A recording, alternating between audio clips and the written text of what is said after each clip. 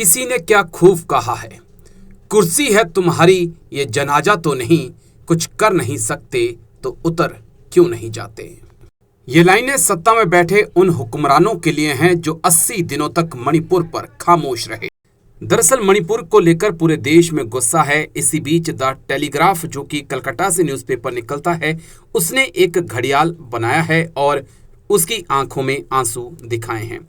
अब ये क्या कहना चाहता है आप बहुत अच्छे से समझ सकते हैं, लेकिन सवाल यही है कि क्या वाकई में 80 दिनों तक चुप रहने के बाद प्रधानमंत्री आए और एक कहें कि उनके दिल को इससे बहुत चोट लगी है, पूरे देश का सर।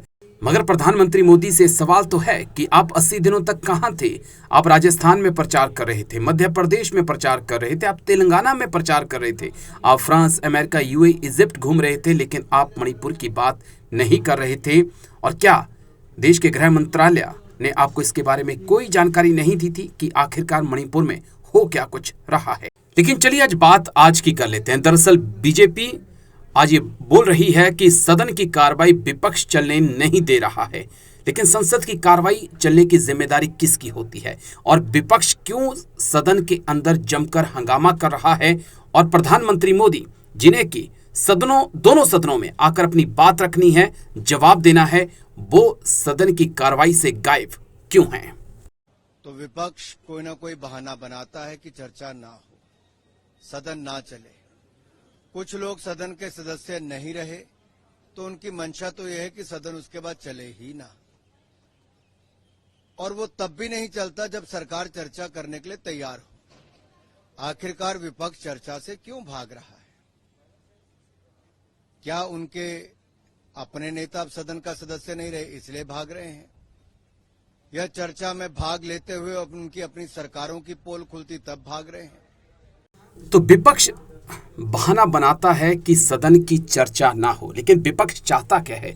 विपक्ष चाहता है कि प्रधानमंत्री मोदी सदन में आए, लोकसभा में आए, राज्यसभा में आए, और जो संसद के बाहर से उन्होंने मणिपुर पर बयान दिया है उस पर आकर सदन के अंदर चर्चा हो, प्रधानमंत्री मोदी से सवाल पूछे जाएं। अब आप बोलेंगे कि प्रधानमंत्री मोदी से सवाल क्यों?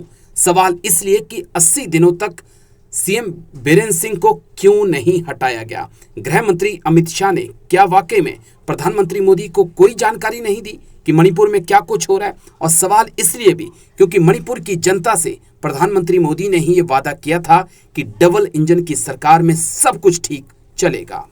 इस विषय पे चर्चा करना चाहिए, क्योंकि प्रधानमंत्री जी खुद एक बयान देना हमारा डिमांड है, और बयान देने के बाद उसके ऊपर चर्चा होना, और चर्चा के बाद जो निष्कर्ष निकलेगा कि ऑल पार्टी डेलीगेशन जाना या गवर्नमेंट की तरफ से कोई इंक्वायरी होना, ये सब जो भी डिमांड आएंगे वो उस वक्त आएंगे अगर चर्चा हो तो ये हमारी बदकिस्मती है कि प्राइम मिनिस्टर मणिपुर के बारे में वो बाहर स्टेटमेंट दिए। तो विपक्ष चाहता है कि प्रधानमंत्री मोदी राज्यसभा लोकसभा दोनों में आए, अपनी बात रखें और उसके बाद प्रधानमंत्री मोदी से सवाल पूछे जाएं। लेकिन प्रधानमंत्री मोदी ना तो राज्यसभा के और ना ही लोकसभा। यही कारण है कि 2 दिन तक संसद में जमकर हंगामा होता रहा और सत्ता पक्ष विपक्ष पर ही ये सवाल उठाता रहा, आरोप लगाता रहा कि वो संसद की कार्रवाई नहीं चलने दे रहे, बल्कि विपक्ष का कहना साफ है कि प्रधानमंत्री मोदी को संसद में आना होगा, दोनों सदनों में आना होगा, उनसे सवाल पूछे जाएंगे क्योंकि उन्हीं के नाम पर मणिपुर की जनता ने वोट दिए थे। दोस्तों, प्रधानमंत्री मोदी की चुप्पी पर तो सवाल हैं ही, साथ में सवाल ये भी है कि क्या प्रधानमंत्री मोदी को सीएम बीरेन सिंह का इस्तीफा नहीं ले लेना चाहिए था?